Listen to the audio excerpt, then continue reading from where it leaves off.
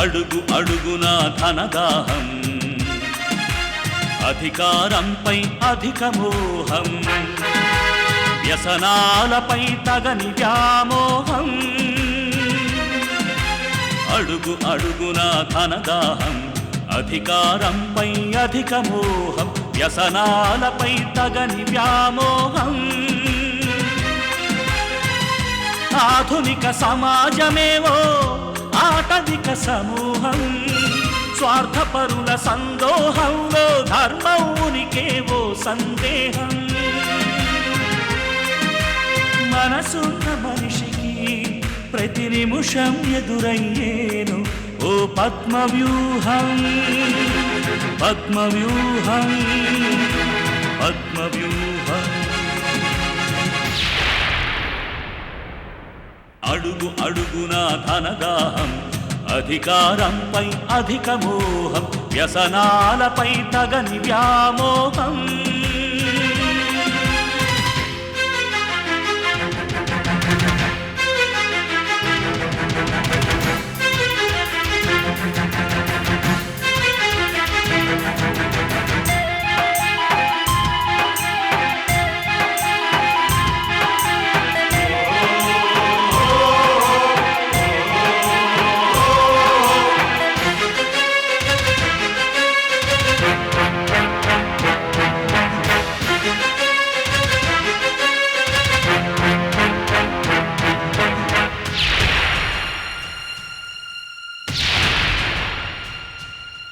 ప్రతి కదలిక వెనుక ఓ లాభానికై చింత, అవసరం లేకుంటే అరక్షణమైన నిలువరు నీ చెంత.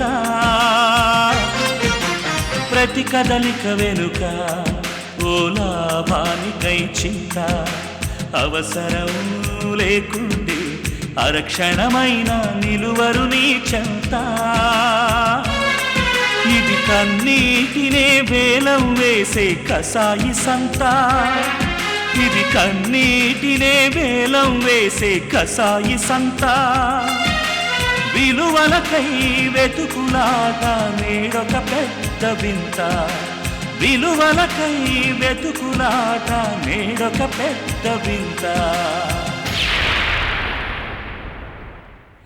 అడుగు అడుగున ధనదాహం, అధికారంపై అధిక మోహం, వ్యసనాలపై తగని వ్యామోహం.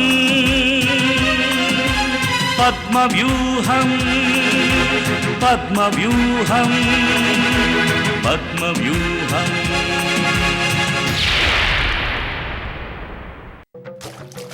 సమీరా, సమీరా, ఏంటో తినా? చదువుకోమంటే పడుకున్నావా? చదువు సంగతి వదిలే, ఆ సౌండ్కి పడకొకట. ఏంటి మరి అంత సౌండ్? అంత సౌండ్ ఉంటే గానీ పాట విన్నట్టుండదా మీ అక్కకి?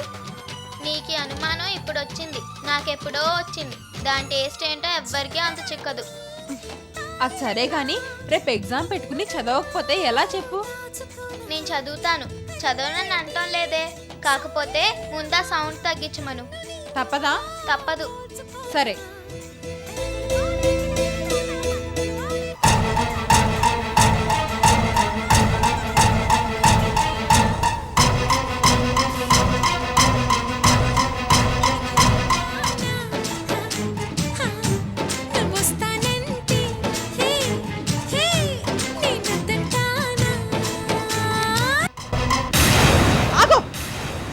ఎంత ధైర్యమే నీకు?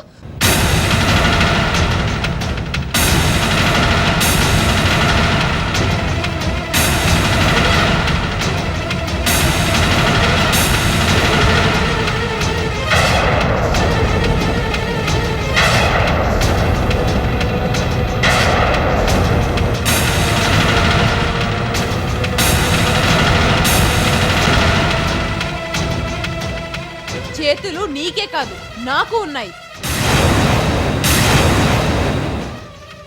ఈసారి మళ్ళీ చేయెత్తావో చీరేస్తాను. మళ్ళీ ఇంత పెద్ద సౌండ్ పెట్టావో మక్కిలు ఇరిగిపోతాయి. ఊరుకుంటున్నాను కదా అని రెచ్చిపోకు, జాగ్రత్త.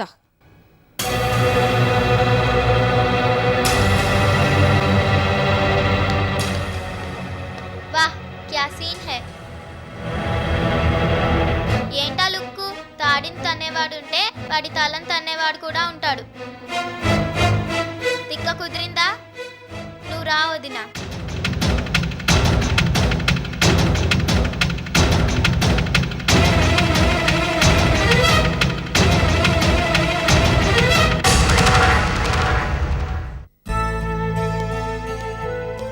అయితే నిన్ను ఇక్కడ ఆసుపత్రిలో ఎవరు జాయిన్ చేసింది ఏటన్నది నీకేటి తెలదన్నమాట. తెలీదు తాత. నువ్వు ఇలా కారు కింద పడిపోనావని ఆ రేతు నూకరాజు నా ఫోన్ చేసినాడు లేదో వెంటనే నా లగెత్తుకు వచ్చేద్దాం అనుకున్నాను, కానీ కానేదు. నన్ను ఇలాగ ఆలస్యంగా వచ్చినానని నువ్వేటి అనుకోకే. శశ నానెందుకు అనుకుంటాను, ఏటి అనుకోనిలే. నా బాబు నా బాబే నా బాబే. అమ్మా గౌరీ, ఏంటి తాత? నూకరా చేయడమ్మా ఇందాక నుంచి కనిపించట్లేదు. చిన్న పని మీద నానే తాతను బయటికి పంపించాను. ఎక్కడికి పంపించావు శివ? నన్ను ఇవాళ డిశ్చార్జ్ చేస్తున్నారు కదా, డబ్బుల కోసం చందన్ సార్ కాడికి పంపించా. అందుకే ఇక్కడ నూకరాజు నేడన్నమాట. Hi Shiva, how are you? I am Chalam, Simhachalam. నువ్వు తొందరగా కోలుకోవాలని మా వర్ధన్ అంకుల్ మీకు ఇవి ఇవ్వమన్నాడు. థ్యాంక్స్. జ్యూస్ తీసుకో శివ. మరి నాకు తీసుకో బాబు, జ్యూస్ తీసుకో. సరదాగా అడిగాను శివ, నాకేం వద్దు. తీసుకోండి టీచర్. ఏంటది? రిసీట్. శివ ఆసుపత్రి బిల్ని వర్ధన్ అంకుల్ కట్టేశాడు.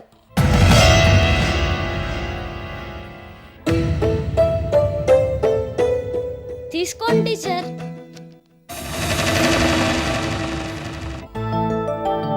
వస్తాను శివ, బాయ్. బాయ్.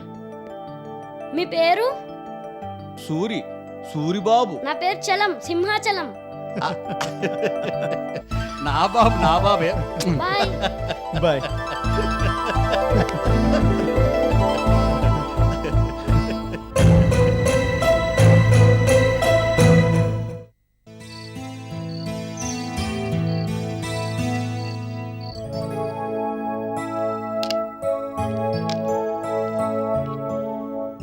వీళ్ళేరమ్మా. ఎవరు అంకుల్? సమీరా శారదా. సమీర్కి ఎగ్జామ్స్ కదా, ఏవో డౌట్స్ ఉన్నాయంటేనో ఇప్పుడే చెప్తానని ఆంటీ తీసుకెళ్లారు. సరే. అమ్మా సరస్వతి, ఏంటంకుల్? పెద్ద సౌండ్ పెట్టుకుని పాటలు వింటోందని పొద్దున నువ్వు రేఖతో గొడవ పడ్డావుట కదా? అవునంకుల్, లేకపోతే పాపం సమీరా. నాకంతా తెలుసమ్మా. నిన్ను నేను తప్పు పట్టడం లేదు. కాకపోతే జరిగిన గొడవకి పొద్దున్న ఇప్పుడు కూడా రేఖ భోంచేయలేదు కదా, అందుకని. చెప్పండి అంకుల్. ఇలా చెప్తున్నానని నువ్వేమీ అనుకోద్దమ్మా. నువ్వు సారీ చెప్తేనే కానీ రేఖ భోంచేయదట, ఆంటీ చెప్పింది. అందుకని నేను వెళ్ళి రేఖకి సారీ చెప్పి అన్నం పెట్టాలి, అంతే కదా? అంతేనమ్మా. దానికి నోటి దురుసు ఎక్కువ, అర్థం చేసుకో. మ్.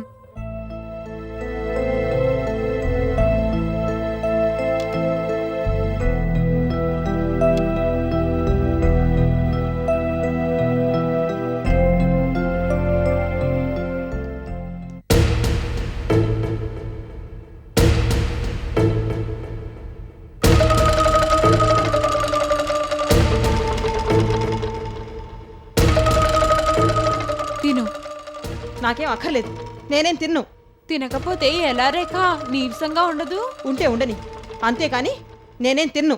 నేను సారీ చెప్తే నువ్వు తింటావా? ఉమ్, నేను సారీ చెప్తే నువ్వు అన్నం తింటావా? తింటాను. అయితే I'm very very very sorry. ఇప్పుడు తిను. ఓకే.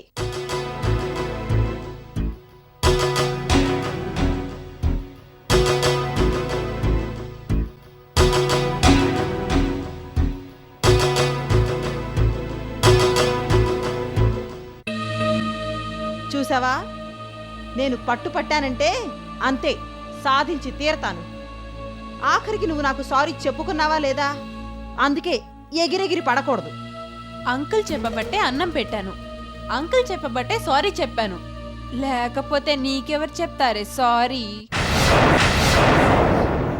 యూ ఏయ్, అరవకు, హార్ట్ అటాక్ వస్తుంది.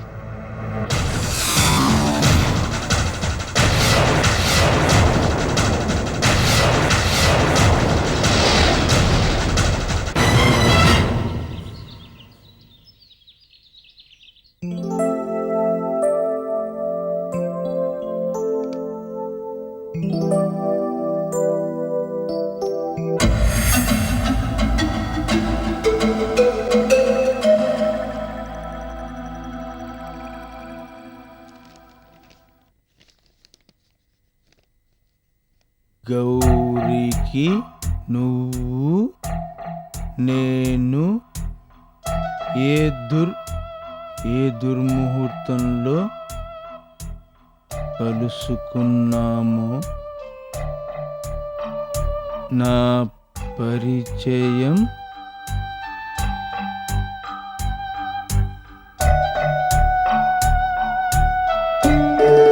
అందుకనే నేను ఓ నిర్ణయం తీసుకున్నాను. త్వరలో రేఖని పెళ్లి చేసుకోబోతున్నాను. ఉంటాను, వర్ధన్. గౌరీతో నీ పెళ్లి ఎట్టి పరిస్థితుల్లోనూ జరిగి తీరాలి. జరగదుగాక జరగదు. గౌరీతో మీ పెళ్ళే జరగాలి. చూద్దామా? మీరే చూడండి. వర్ధన్ బాబు, రేఖతో మీ పెళ్ళి జరగదుగాక జరగదు. మా గౌరీతోనే జరగాలి. జరిపిస్తాను.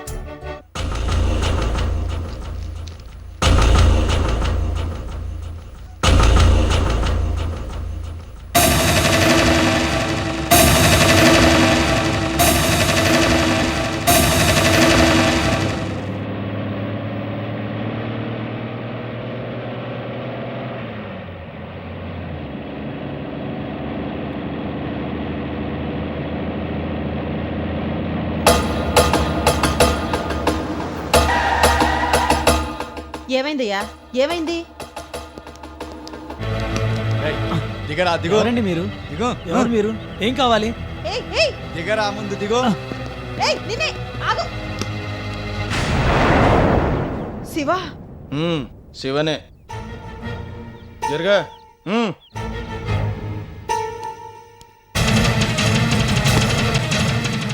నువ్వు వెళ్ళి మీ అయ్యగారితో చెప్పు, రేఖమ్మని శివ ఎత్తుకుపోయాడని. రే రాజు, చెప్పు గురు. నువ్వు ఆ నదులు కారకు. సరే.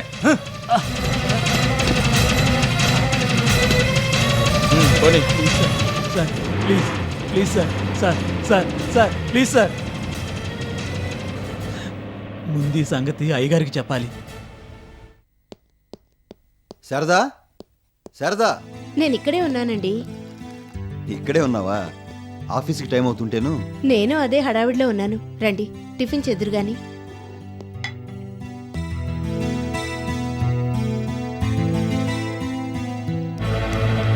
అయ్యగారు అయ్యగారు, ఏమైందిరా?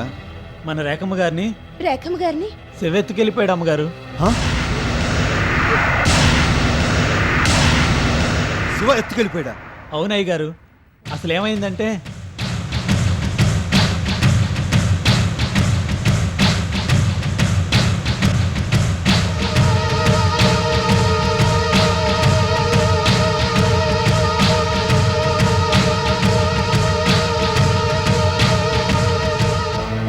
జరిగింది అది అయ్యగారు. శివ,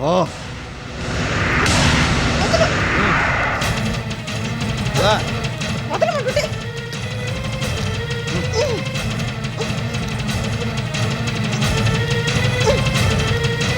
పద. ఏయ్ ఏయ్. శివ, నడు.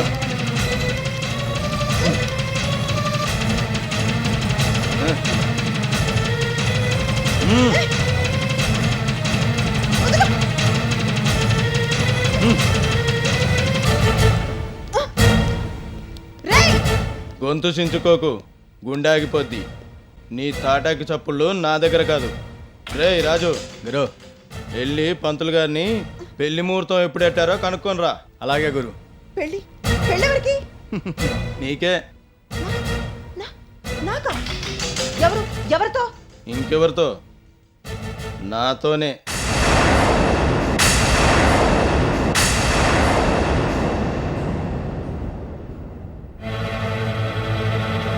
చిన్నప్పటి నుంచి నువ్వంటే నాకు చాలా మోజు. అందుకే నిన్ను పెళ్లి చేసుకుందాం అనుకుంటున్నాను. నేను నీకు తగనా? Shut up. నోరు మూసుకుంటే ఎలాగా? నీకు చాలా కబుర్లు చెప్పాలా? మాకు ఆ మాత్రం ఇంగ్లీష్ వచ్చు. ఇంకేటి నేది రేఖ, నాను నువ్వు కావాలనుకుంటున్న వర్ధన్ బాబు చిన్న ఛాలెంజింగ్ పెట్టుకున్నాం. గౌరీతో నా పెళ్లి జరగాలని వర్ధన్ బాబు, కాదు గౌరీతో నీ పెళ్ళే జరగాలని వర్ధన్ బాబుతో నాను నా గొడవ పడుతున్నాం. ఈ గొడవల మధ్యలో నువ్వేటి చేశావు? నేనేం చేశాను? చేసిందంతా చేసి నానేటి చేశానంటావేటి? నువ్వు చాలా చేసావు. వర్ధన్ బాబుతో నీ పెళ్లి కావాలని గౌరీని నానా అల్లరి చేశావు. అవన్నీ ఇప్పుడు ఎందుకు కానీ అసలు సంగతి ఏంటంటే రేపు నీకు నాకు గుళ్ళో పెళ్ళి. ముహూర్తం పంతులు గారు పెట్టారు. ఆ ముహూర్తానికి మన ఇద్దరికి పెళ్ళైపోయిందంటే ఆ తర్వాత ఆటోమేటిక్గా వర్ధన్ బాబుకి గౌరికి పెళ్ళైపోద్ది. అప్పుడు నీ గొడవ వర్ధన్ బాబుకి, నా గోల గౌరీకి ఉండదు. అందుకని నువ్వు ఈ పెళ్ళికి రెడీగా ఉండు. ఉండకపోతే మెడలోంచి మరీ కడతా తాలి. మన సంగతి ఇంకా నీకు తెలీదు. రేయ్, కాబోయే మొగున్నట్టుకొని ఒరే గిరే అనకు, కళ్ళు పోతాయి. నువ్వు లంచ్ ఎట్ తీసుకుంటావు? చికెన్ బిర్యానీ చెప్పనా, మటన్ బిర్యానీ చెప్పనా? నాకేం అక్కర్లేదు. తిండక్కర్లేని దానికి నోరెందుకు?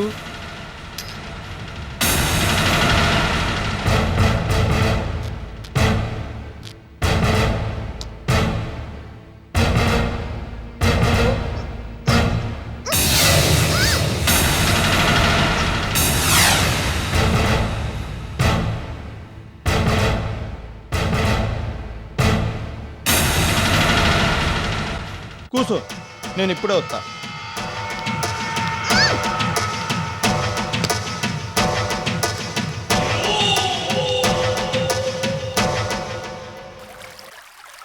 రేఖను శివే కిడ్నాప్ చేశాడని మీకెవరు చెప్పారు? మా కారు డ్రైవర్ చెప్పాడు.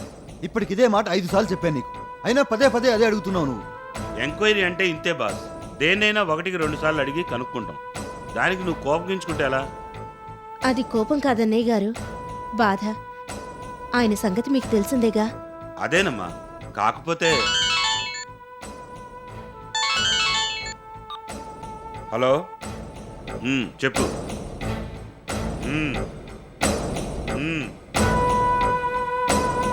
అయితే ఆ సైడ్ ఎవరు అనుమానాస్పదంగా తిరగటం లేదు. ఓకే. మా కానిస్టేబుల్ బాస్ గాజువాక సైడ్ అంతా వెతికాడట, ఎక్కడా ఎవరూ కనిపించలేదట. ఆ శివగాడు అలా కనిపించడు. వాడు కనిపించాలంటే ఒక్కటే మార్గం. ఆ గౌరిని వాడి తాత నూకరాజుని తీసుకెళ్లి సెల్లో పడేస్తే అప్పుడు వాడు చచ్చినట్టు కనిపిస్తాడు. చాలు చాలు, ఇలా ఆవేశాలకు పోయి ఇప్పుడు ఇంతవరకు తెచ్చుకున్నారు, మళ్ళీ ఇదొకటా? వద్దన్నయ్య గారు, మీరు అలాంటి పనులు చేయొద్దు. అసలే ఆ శివకు చిన్నప్పటి నుంచి కోపం ఎక్కువ. కోపం వచ్చిందంటే వాడిని పట్టలేవు. ఆ కోపంలో వాడు ఎంతకైనా తెగిస్తాడు. అవునవును, మన రేఖను వాడు ఏమైనా చేయొచ్చు. ఏం చేస్తాడు? చంపుతాడా? చంపక్కర్లేదు బాస్. మన అమ్మాయి చెయ్యి వాడు పట్టుకుంటే చాలు, చెప్పలేనంత ప్రచారం జరిగిపోతుంది. నరం లేని నాలుకలు తెగ వాగుతాయి. అప్పుడు సిగ్గుతో మనమే తలదించుకోవాల్సి వస్తుంది. ఊరుకోమ్మా, నువ్వు ఊరుకో. కీడించి మేలించమన్నారని నేనేదో అన్నాను, దానికి నువ్వు ఏడిస్తే ఎలా? రేఖకి ఏం కాదు. అయినా మన అమ్మాయి సంగతి నాకు తెలుసు కదా, తన జాగ్రత్తలో తాను ఉంటుంది. చూడు బాస్, చూడెవరో. హలో. హాయ్ మామా, నేను శివన్ మాట్లాడుతున్నాను. మావా? అవును మామా, అసలు సంగతి చెప్తున్నాను, ఇనుకో. చెప్పరా. ఇను అయితే వైజాగ్ వాస్తవ్యులైన శ్రీమాన్ కృష్ణేశ్వరరావు గారి జ్యేష్ఠ పుత్రిక కుమారి భానురేఖను శ్రీ శ్రీ శ్రీ గాలికి పుట్టి ధూళికి పెరిగిన చిరంజీవి అనాథ శివగారికి అంటే నాకు ఇచ్చి గాంధీనగర్ ఆలయంలో రేపు పెళ్లి చేసేందుకు పెద్దలు నిశ్చయించారు.